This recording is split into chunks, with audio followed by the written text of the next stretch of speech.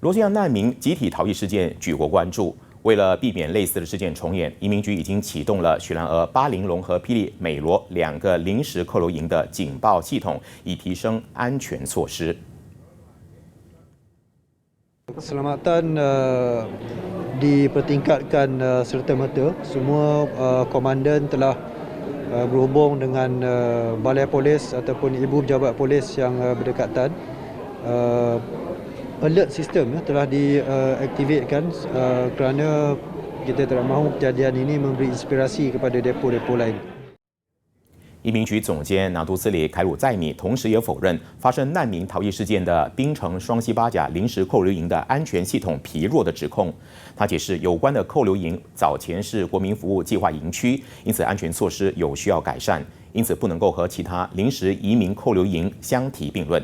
他说，当局已经在双溪八甲扣留营装上了窗花和铁丝网，加强基本的安全措施。